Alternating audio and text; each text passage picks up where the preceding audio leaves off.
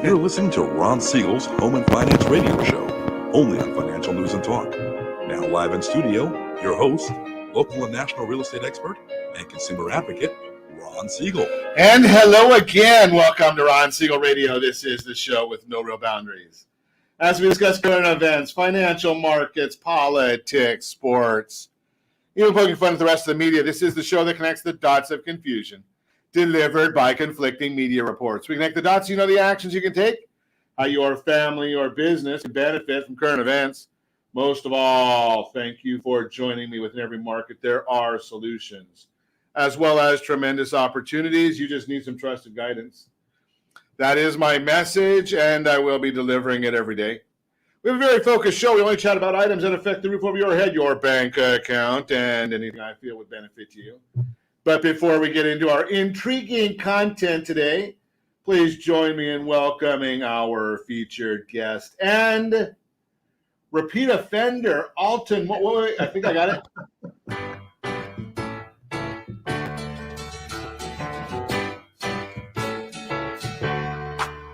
Welcome back. Alton Moore is in the house. Welcome. Thank you for having me again, Ron. I know I'm a often repeater here, so I'm glad and happy to be back again. Glad to have you. You got to get it right, Alton. It's a repeat offender, is the way we refer to it. Repeat offender. I couldn't spit that one out today. Yeah, well, something, I don't know whether it's repeat offender or we put you through misery repeatedly. One or the other. I'm not sure. It's probably us putting you through misery more often than not. But we appreciate you helping us out. Hey, let me remind you, if you ever have any home or finance-related questions, I am the consumer advocate looking out for you. And you can reach out to me directly, 800-306-1990, 800-306-1990, or ronsiegelradio.com. Just remember that's the number you call anytime for assistance. When you call that number, it comes directly to me first. There are operators standing by, and I won't be one of them while we are broadcasting. Quiet, numbskulls, I'm broadcasting. That just can't be everywhere. While I have a great team when it comes to developing a financing plan, a plan to save you money, I personally work with you, even if you don't have any needs today. Save this number in your phone for future reference, 800-306-1990, 800-306-1990. And as I mentioned, if you were listening to us yesterday, well, if you weren't listening to us yesterday, shame on you. But our team growing dramatically, so we've now got Nikki Hall taking care of all of the loan files. That way, when I'm on air and I am broadcasting, there's still someone that can help you. Gotta love that. But hey, you know something? Yesterday was a tough day, right? So first we start off with the fact that first day back to work after the holidays, very, very close to the holidays. Radio host, maybe, I don't know if there's a hangover, being that I didn't drink that much over the holidays. But, and then I just, I look at the calendar of what we're supposed to be celebrating, and I got ahead of myself. So yesterday was National Chocolate Covered Cherry Day, regardless of what I said. It was chocolate covered cherry. Now, I like chocolate covered cherries. I don't know about you, but of course I like almost anything that's chocolate covered. That's just a different story. Now, it was a drinking straw day. Now, I don't know, and I don't know if this is all over the country, if it's just in the loony land where I live, but drinking straws have gotten crazy here. I don't know, Josh, do you have paper drinking straws? Okay, so you still got some real ones, and I know that those straws are going to really hurt the environment. That's where the serious problem is I don't know how, but I'm sure that the paper one is better because you have to cut down trees to get those. And then they're wrapped in paper. But no. The latest one I had was a paper drinking straw that was wrapped in plastic. Think about that one. Okay, so you can't have a plastic straw, but you have the paper straw wrapped in. Then there was a pasta one that was there, a bamboo one, cutting down more trees. I don't know if that's good or bad.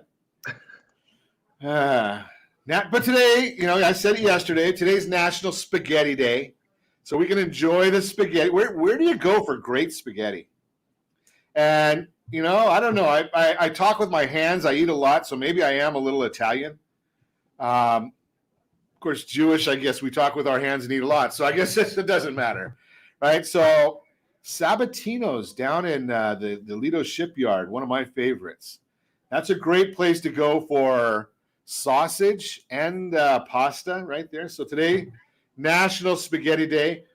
I'm not going to tell you what tomorrow is because that Josh is going to laugh at me because we see this one. Tomorrow's National Keto Day. Wow. I got a bad feeling about this. Do I look like somebody that follows keto? I digress. Let's take a look and see what's going on in the markets today. Dow Jones up 241 points, but the Nasdaq's down 271. Ow! Yeah, the S&P 500 down almost 5 points. Oil up another $1.06 a barrel. Now I don't. Maybe the president doesn't know that either. Should we try and get a message off to the president? Let him know. Did you? I don't know if you saw the news this morning, but the president did have an awakening. It takes him a while. You know, he's over there in the White House. They don't have to really deal with anything too quickly. But he did just find out that beef prices have gone up. Glad to know that the president is on top of things, right? But he was sitting in his atrium with the sun shining in brightly, with his wife and her friend Marianne. I'm sure there's a reason we know it's Marianne. I wonder if Ginger was there too. But I digress. Different story. But he said, did you realize that hamburger meat is over $5 a pound? So what is the president going to do? He's going to send $1 billion to try and figure it out. That's the way you do things in Washington. I can tell you how to figure it out, Mr. President. Get out of the way. Right? Let's get some trucks back on the road. Open up the Keystone Pipeline so we don't have to pay an extra $1 a gallon for fuel. Right? These things all, folk, go into the cost of beef, up 20.9% from November 2020 to November 2021. 20.9%. Pork up 16.8%. Chicken up 9.2%. Right? 1 year numbers. And you wonder why the president's just figuring this out. Do you know where he was in November of last year? I don't know. Maybe he was sleeping on a beach somewhere. Why is the NASDAQ down so much today? It went up a lot yesterday. Tesla was up big time yesterday. Apple was up big time yesterday. Well, seems to be that it's the shutdown stocks or the opening up stocks. That's where the changes are. They're looking at saying, okay, we got this Omicron virus. It's not going to be nearly as bad as most people seem to think. And we're hitting its peak. About 1 million people yesterday tested positive. Now, they didn't test yesterday. They tested probably over the last few days. If you have a home test and you test positive, are you going to share the results with anybody? I just throw that out there, right? I mean, we know now that the cloth mask doesn't work, yet we watch the president and all his men wearing, that was a movie, wasn't it? All the president's men wearing cloth masks. Maybe they haven't got that report yet. Just throw that out there. I don't know. Do I want to, with oil up $1.18 a barrel, we got the 10-year treasury is up at 1.68. Okay, so we're watching all of those things for you. Do we want to see what oil prices are doing? Do we want to see how they're translating? I look in the green room here or in the control panel, and there's Josh just groaning when I say, "Do we want to talk about oil prices?" Right? I mean, my commute is about 4 miles, so I am one of the lucky ones. So if I wasn't excessively overweight, I could probably even ride a bike. But $3.29 a gallon national average. Lori's paying $3.03 a gallon. $3.03 is what Lori's paying. And Josh is at $3.83. It's not quite as bad as us here in the formerly Golden State, where we're paying $4.66 a gallon. Ow! $4.66 right here in California. So just a little bit of craziness that we're dealing with. You're listening to Ron Siegel Radio, discussing your real estate current events and the financial markets. When we come back, avoiding the rental trap in 2022, SB 9, it's the law now. So we're going to talk to Alton Moore about that, how those with variable income can save. All that and more. You can reach me anytime. Our off-air number, it's 800-306-1990. 800-306-1990 or ronsiegelradio.com. Facebook.com/Ron Siegel Radio. And if you miss any part of our broadcast, Ron Siegel 1 on YouTube. Ron Siegel, the numeral 1 on YouTube. Stay tuned. We'll be back in just a few. Ron Siegel Radio, your home and mortgage connection. Do you know a homeowner experiencing divorce? Do you know a real estate reference and the divorce decree could cost tens of thousands of dollars? A certified divorce mortgage planning and real estate report could save you thousands of dollars, and it's free from your local certified divorce lending professional. Reach out to Ron today. RonIsMyLender.com. Again, RonIsMyLender.com. Licensed under NMLS 217037, Equal Housing Lender. You're listening to Ron Siegel's Home and Finance Show with local and national expert Ron Siegel. Now, here's Ron. Welcome back to Ron Siegel Radio. Within every market, there are solutions as well as tremendous opportunities. You just need some trusted guidance. That is my message, and I will be delivering it every day on Ron Siegel Radio or anytime at 800-306-1990, 800-306-1990. The Mortgage Minute today being brought to you by our friends at Geneva Financial. When you're ready for that next home loan, Geneva's got the programs and the products. You just need to make the call, 800-306-1990, 800-306-1990. Nikki is standing by waiting for your call. Dow Jones now down or up 256 points. NASDAQ is down 252 points.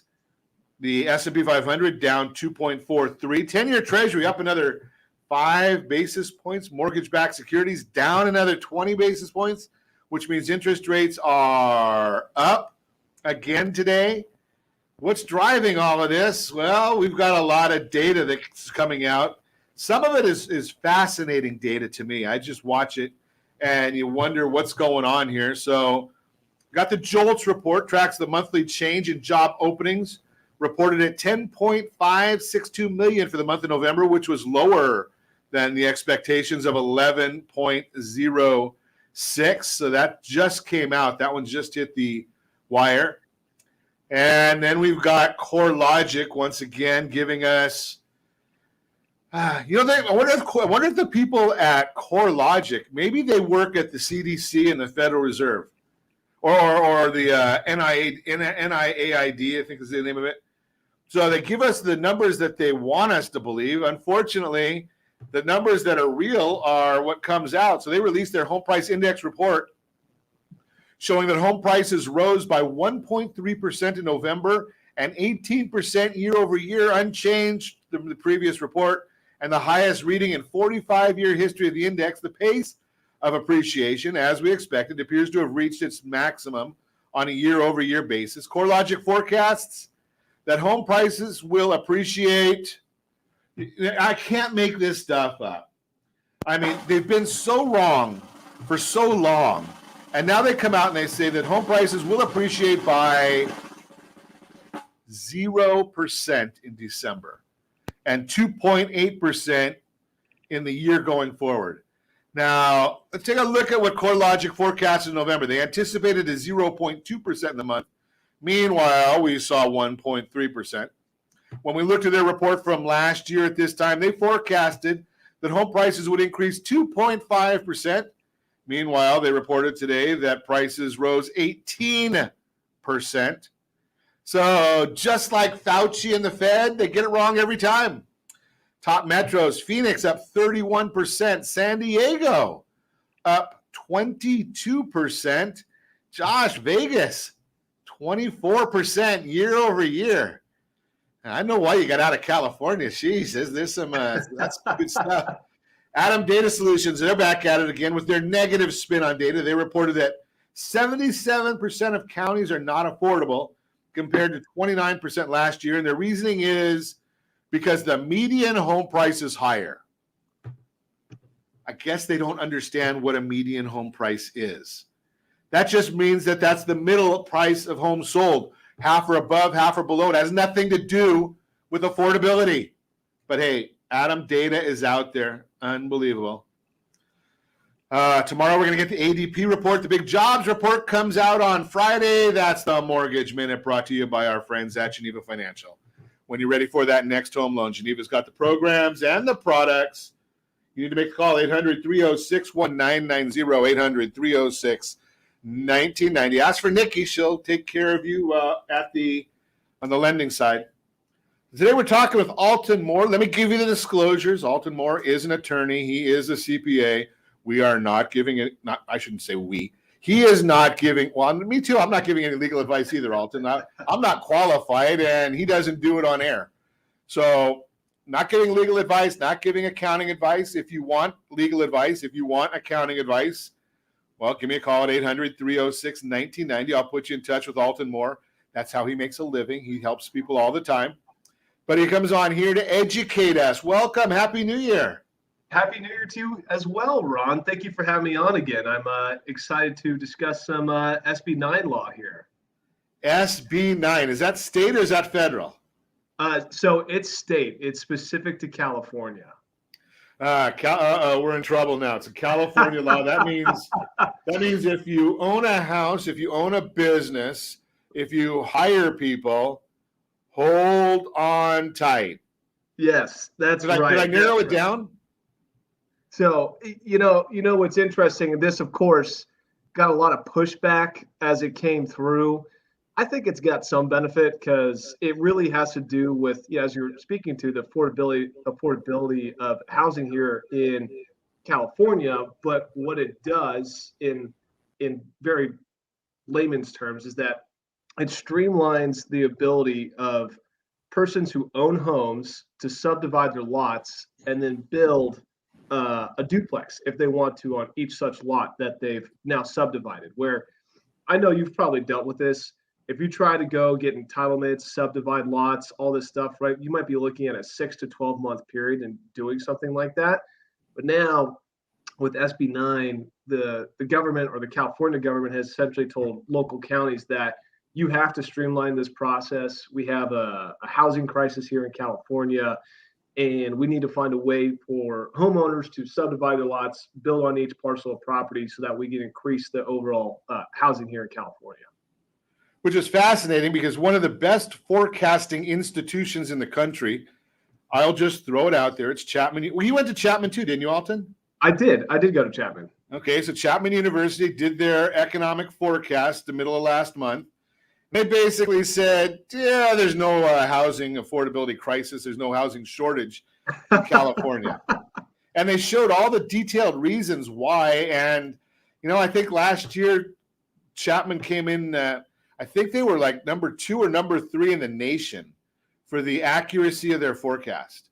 And They're generally that way year after year after year. So when Chapman says, the state is misrepresenting reality, well, now we've just got credibility behind what we already knew, right? I'll just throw that out there. No, it's funny you say that. I mean, I'm not specifics with that report, and I mean that's what this whole bill is about. But why it had so much pushback is because now people who live in an area where it's like a suburban area, traditionally one house on each lot, right?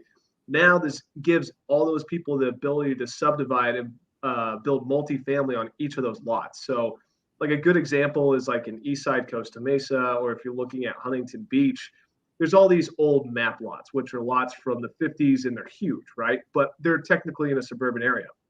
Before there was zoning and other local county and ordinance restrictions where you couldn't go through, subdivide, and build multiple parcels on that lot. Now SB 9 comes in and says, county, you have to step out of the way.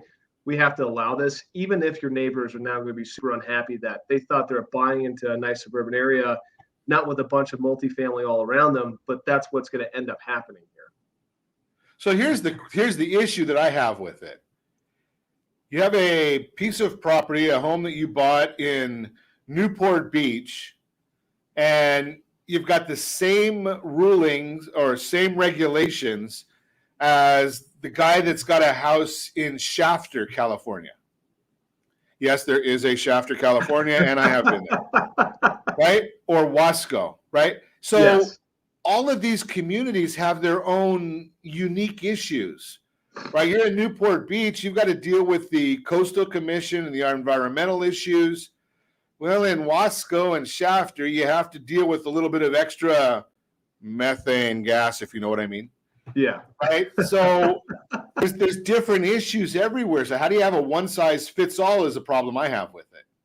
Yeah, and I think that's going to be a real good question here because each county is now being tasked with implementing their own procedures and policies on how this is going to be, SB9 is going to be implemented for all their homeowners in the local area. And what's interesting, there's even restrictions on what the counties can do as in terms of like setbacks. Like I have some like really specific ones, like cities and counties can't impose like side or rear setbacks of more than 4 feet, or even require on-site parking spaces for properties of like 1/2 mile walking distance. So it's interesting because Wait, most wait, of the time, 1/2 mile walking distance of what? oh, I'm sorry, to like local transit. So what I would say is like, because what you traditionally see is like counties and cities putting in like these local ordinances or zoning restrictions where essentially they would make it impossible for, to have like multifamily within a suburban area. But now because of SB9, California government saying that we don't care what you would do or how you would try to do that. We're going to prevent you from putting in those ordinances so that you have to allow your homeowners this ability to subdivide and build on each lot. I guess there's some restrictions like, right, the homeowner's got to live in the property for a number of years. The property couldn't have been rented can't be rented currently or for prior 3 years if they want to subdivide it. And they've even tried to go and find people who might be working together and say that you can't use SB9 if you're working with your neighbor here to subdivide parcels, right? Like they're trying to stop that, but I think there's a lot of imperfections in this bill, just like with any law.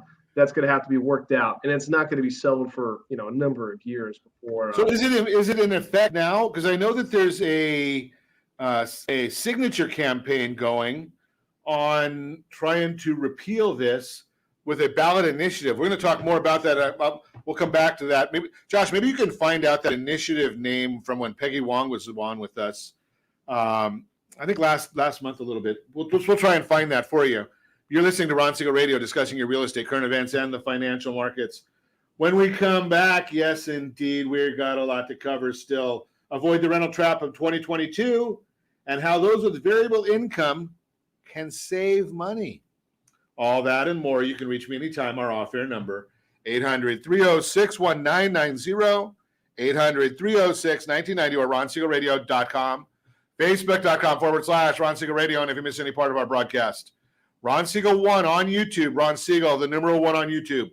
Stay tuned. We'll be back in just a few. Ron Siegel Radio. Your home and mortgage connection. Do you know a homeowner experiencing divorce? Do you know a real estate reference and the divorce decree could cost tens of thousands of dollars? A certified divorce mortgage planning and real estate report could save you thousands of dollars, and it's free from your local certified divorce lending professional. Reach out to Ron today.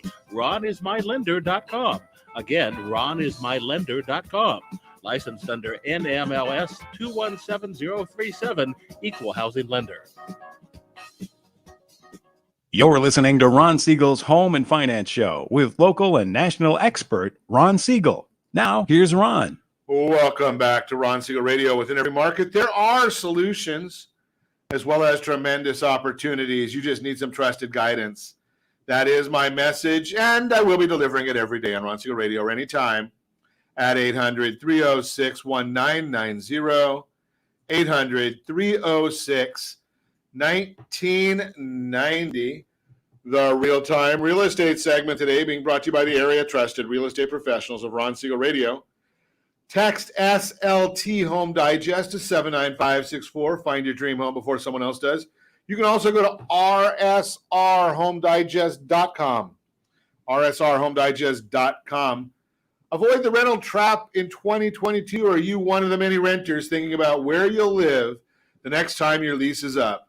Before you decide whether to look for a new house or another apartment, it's important to understand the true cost of renting in 2022. As a renter, you should know rents have been rising since 1988. Look at that chart. If you're watching us on ronsiegelradio.tv, any of our socials, or the ABC News and Talk AM 1490 KMET video feed, you're looking at Niagara Falls. Used to be, I said it would look like a ski slope, but that stopped in about 2017. Now it's gone straight up. Take a look at that thing. Holy cow. In 2021, rents grew dramatically. According to apartmentlist.com, since January 2021, the national median rent has increased by a staggering 17.8%. To put that in context, rent growth from January to November averaged just 2.6% in the pre-pandemic years from 2017 to 2019. That increase in 2021 was far greater than the typical rent increases we've seen in recent years. In other words, rents are rising fast, and the 2022 National Housing Forecast from Realtor.com projects rent prices for vacant units will continue to increase this year. Quote, in 2022, we expect this trend will continue and fuel rent growth. At a national level, we forecast rent growth of 7.1%. 7.1% in the next 12 months, somewhat ahead of home price growth. That means if you're planning to move into different rental this year, you'll likely pay far more than you have in the past. If you're a renter facing rising rental costs, you might wonder what alternatives you have. If so, consider homeownership. One of the many benefits of homeownership is it provides a stable monthly cost you can lock in for the duration of your loan.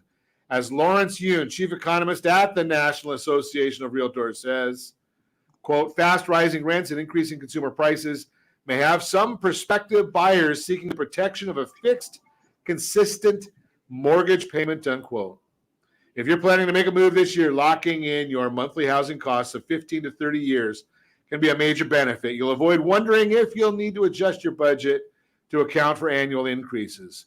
Homeowners also enjoy the added benefit of home equity, which has grown substantially right now. In fact, the latest Homeowner Equity Insight Report from CoreLogic shows the average homeowner gained $56,700 in equity over the last 12 months. That is a national number, somewhat higher here in Southern California. As a renter, your rent payment only covers the cost of your dwelling. When you pay your mortgage, you grow your wealth through forced savings that is called home equity. Bottom line, if you're thinking of renting this year, it's important to keep in mind the true costs you'll face. Let's connect so you can see how you can begin your journey to home ownership today. That is the Real-Time Real Estate segment brought to you by the area trusted real estate professionals of Ron Siegel Radio. Text SLT Home Digest to 79564. Find your dream home before someone else does.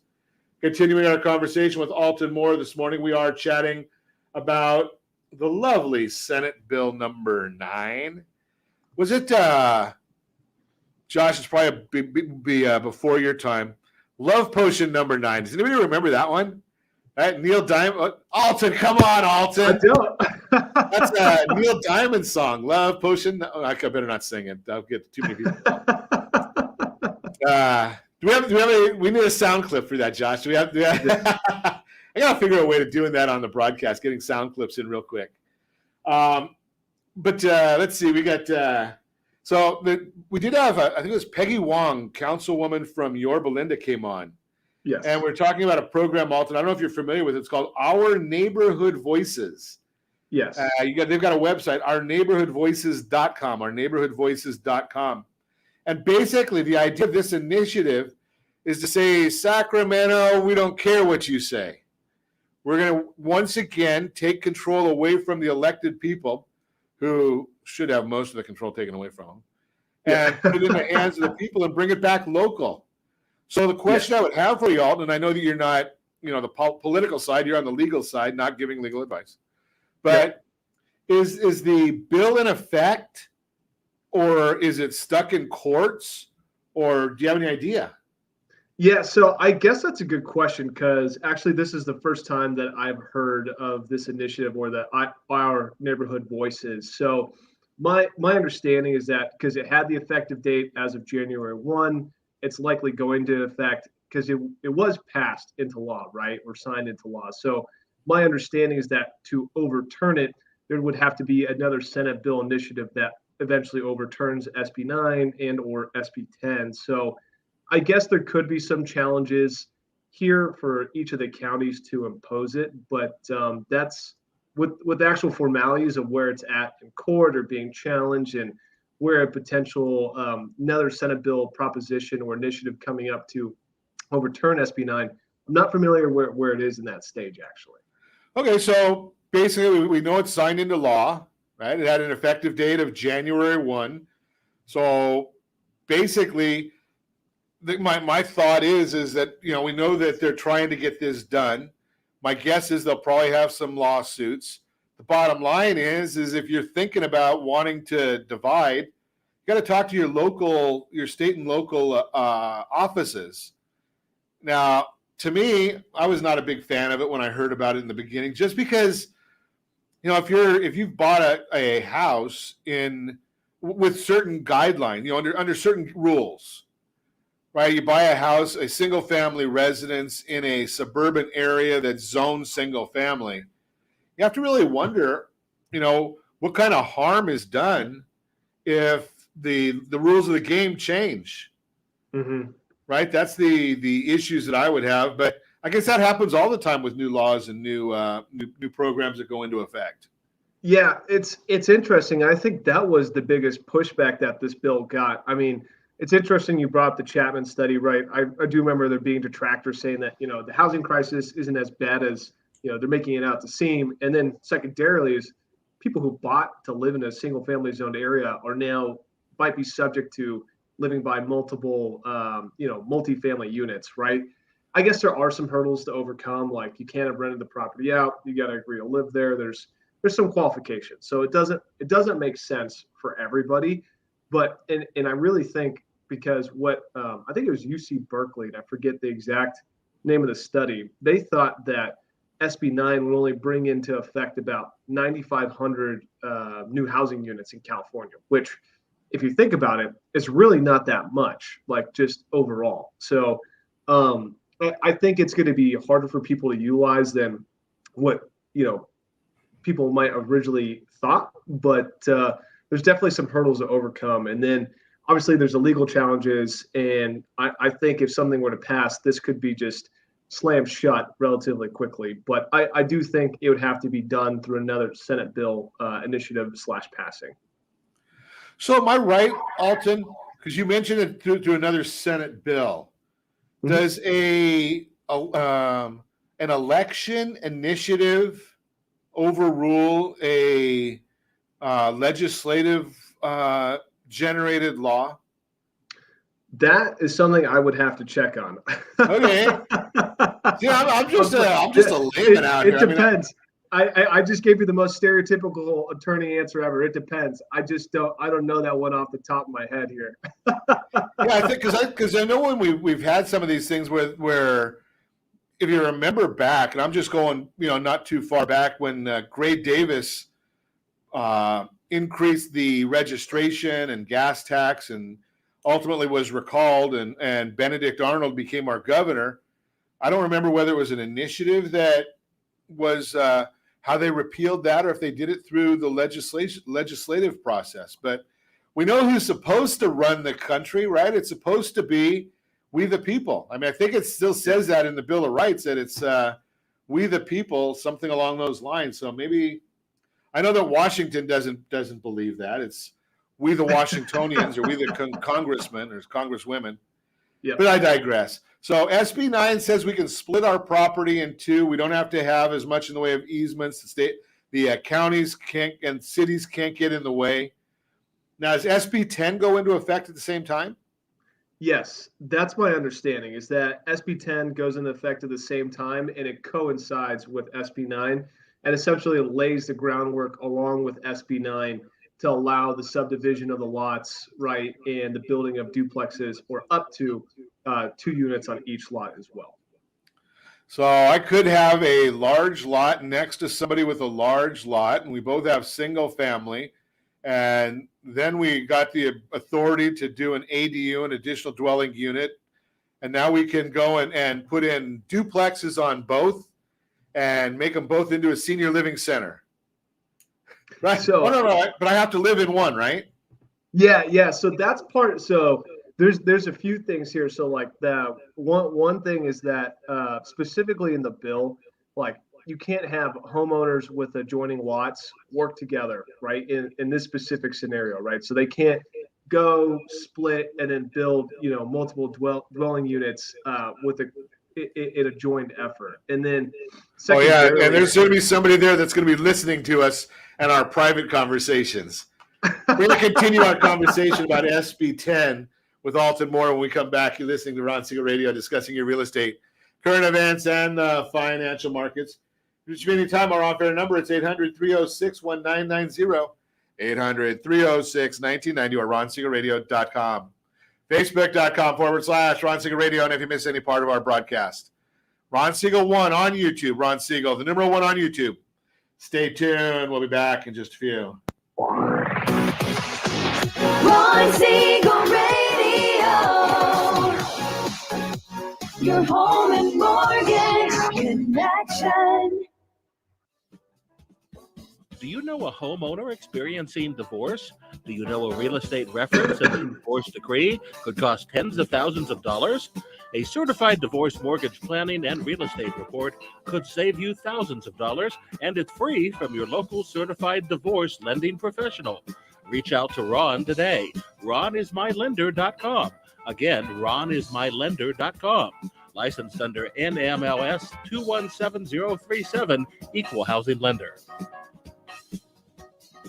You're listening to Ron Siegel's Home and Finance Show with local and national expert Ron Siegel. Now, here's Ron. Welcome back to Ron Siegel Radio. Within every market, there are solutions, as well as tremendous opportunities. You just need some trusted guidance. Easy for me to say. That's my message. I will be. We're gonna is it 5 o'clock somewhere? I mean, I think my glass just has water in it today. I don't think there's any vodka in there, but it's an opaque glass. You never know. Let's see the Your Credit Matters segment today being brought to you by MySoCalLender.com. MySoCalLender.com. I think that's who's got our Your Credit Matters segment.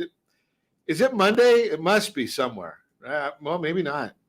How those with variable income can save. That is our subject. Save. Save. This is a timeless and fundamental pillar of financial wellness. And when you freelance, ideally you should have more than the recommended 3 to 6 months of savings. Problem is, for those with income that can go up and down, think like gig workers who side hustle, freelancers, self-employed folks, saving for a rainy day can feel like a Herculean feat. But it doesn't have to be. While it can be trickier to save on inconsistent income, it is entirely possible. Let's take a look at some of the tried and true tricks for those with variable incomes and how you can save dollars. Save during higher income months. For those of us who are prone to inevitable flush periods and lulls with our work, make the most of those awesome months when you're raking in more than usual. Figure out how much you can reasonably put aside. You'll need to know how much you need for basic living expenses and business-related expenses. In turn, it's key to have a budget on variable income.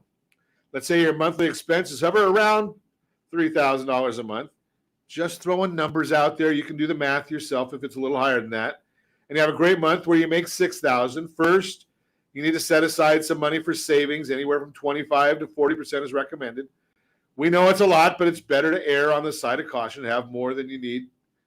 Whatever is left, commit to putting a portion aside for your savings. You can divvy it up into savings, making extra debt payments, or put it towards your retirement. Save extra money besides saving during months where you're raking it in.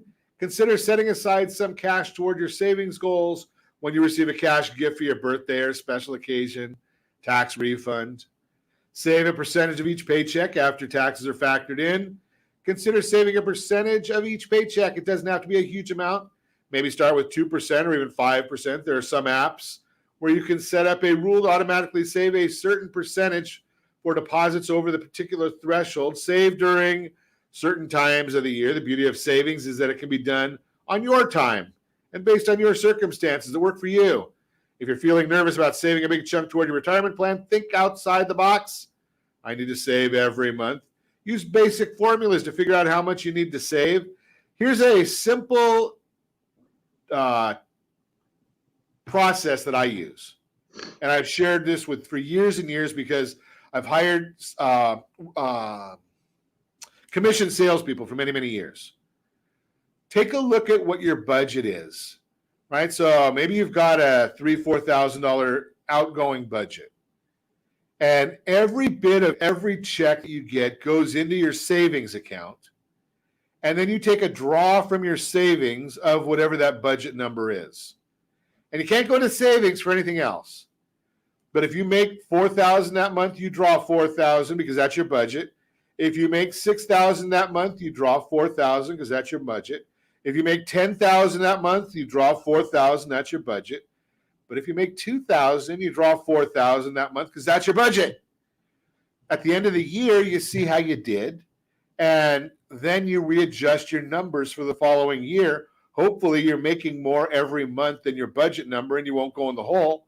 But it's just a way of having a strategic plan for saving money.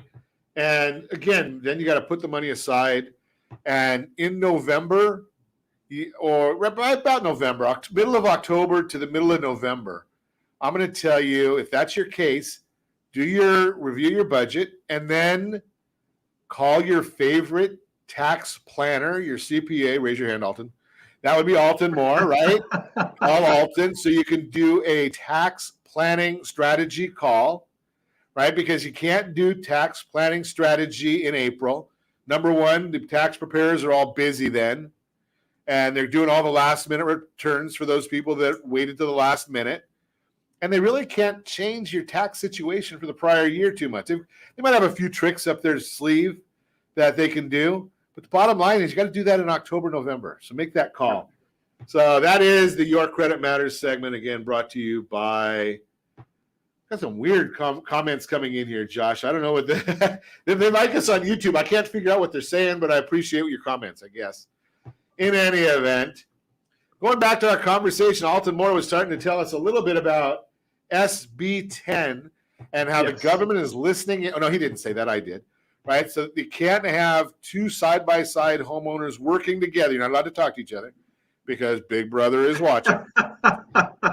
Right, Alton, that's the bottom line of this, right? Is that if you can't work together, I guess they think that they've got a way of knowing if you're going to put that child, what do they call them, a child care facility side by side? Yeah, it's interesting. I don't know how they limit that, but I think I think the qualifier here is that the homeowner has actually got to live on one of the lots in one of the units for a certain period of time. I'm not remembering exactly, but I believe it's for up to 3 years in totality. So they're really trying to combat that situation. So I guess there's always a scenario where the owner subdivides, they live in one unit, and then they build a child care center on the next. I don't know how that works out. I'm pretty sure that it's not allowed, but it doesn't mean people won't try it. So here's I was chatting with an attorney in one of the offices I was at, and he was looking at the law. And, the beauty of any law is that if you ask 10 attorneys what their interpretation of the law is, you're going to get probably 17 or 18 opinions. Just throwing that out there. It's true. And the couple that didn't have an additional opinion, they were just hedging in the first place, right? So what this attorney's comment is the law says that you have to intend on living there for 3 years. Okay. Now, my interpretation, I'm just chatting with him. I'm not putting Alton on the spot here, but our conversation went on and said, well, if on the day that you signed the contract, you had the intention of living there for 3 years, and a week later something else came up and your intentions changed, well, you didn't violate the law because when you signed the contract, you had every intention on staying there. I just throw that out there, but I like how he's looking at the world with a glass half full perspective. There you go. That's how I would put that interpretation. I mean, you're right, right? Like if you have the intent and you can establish that, what this other attorney said would be correct. I just think California is a little bit, because I deal with them so much in the way of taxation as well, or just even trust in the state. They're so aggressive with their laws, and they usually tend to interpret them in unfavorable manners for just residents or taxpayers based here in California. So Wait, Alton, you gotta back up on this one. You're really saying that California interprets laws unfavorably toward taxpayers? Surprise. That shocks the heck out of me, Alton. I can't believe that.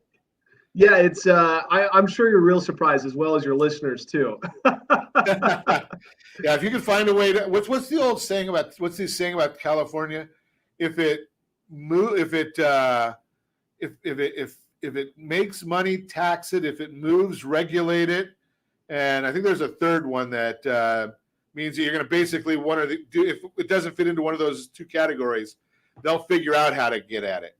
Yeah, exactly. But it's something along those lines, right? I mean, California is looking in every way, shape, or form, and they don't want to tell us how many people are actually leaving the state of California all the time, right? And a lot of it has to do with now, Alton. You're dealing with this all the time, right? Because of dealing with tax laws, tax codes, right? You're probably seeing a lot of people that come. I shouldn't say that. Do you get the question of people asking, "Hey, should I move out of state? Would it be better behoove me?" Yeah, I get that question all the time, especially when the pandemic hit. I was even working with one client.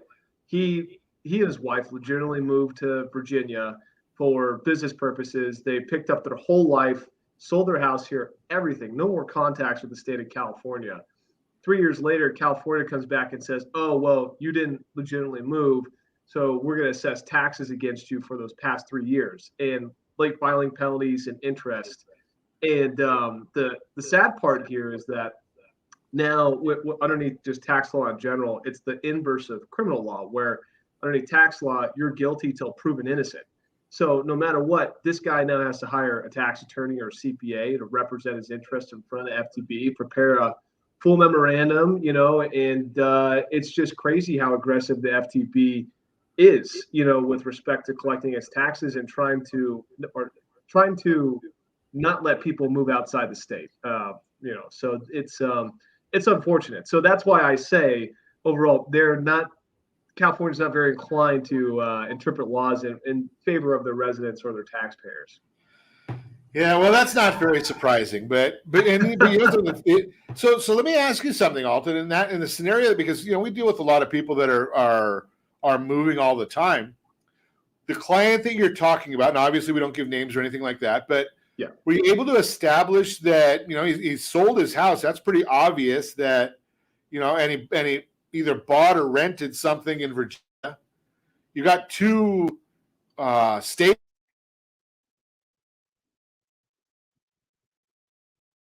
A purchase agreement or a lease agreement in the other state. Is that enough to prove to the state that you've actually changed residency? I wish I could say that was the case. So, I mean, it really helped showing that he had sold his house, they had bought a new house, that they had moved their business, and all of its like locations and just equipment and whatnot from California to Virginia. But California looks at everything. They look at the social clubs that you're a part of, where your friends located. What about the addresses on your bank accounts, right? If you have a branch of California and not in the new state you moved to, they may say that, well, that's not enough. They'll look at your voter registrations. They'll look at your IDs. They'll look at your car registrations. They'll look at every single thing. And it really becomes a totality of the circumstances test. And what's even interesting, there's a case, I believe it was beginning of 2019 that came out, where a taxpayer tried to move to Nevada and they had kept their previous house but started renting it out. They had substantially moved everything else, bank accounts, IDs, whatnot, over to the state of Nevada. But because they kept that primary house here and began to rent it out, California made a claim that they were still a resident of California, and then they have to go in and fight that claim and had to take it all the way to tax court to get their rights litigated. So it's kind of crazy. You really, if you're going to move out of the state, you legitimately have to move out of the state. You can't really keep anything here, or else California is probably going to try to, say that you're guilty before proven innocent and make you go to the 19th extent to, prove your rights that you're not subject to California tax. Amazing. But hey, that's why you need to have professional guidance. Alton Moore is in the house or in his house, but available to help you out. If you've got any questions, give me a call at 800-306-1990. I'd be happy to put you in touch with Alton Moore. And as always, I ask, set that first radio preset button to come back here and join Ron Siegel Radio, where we only speak about items affecting your house and your bank account. Thanks to all of our sponsors. A big thanks to Josh and Sean who are engineering us today. And of course, a special thanks to you for spending a little bit of your day with us.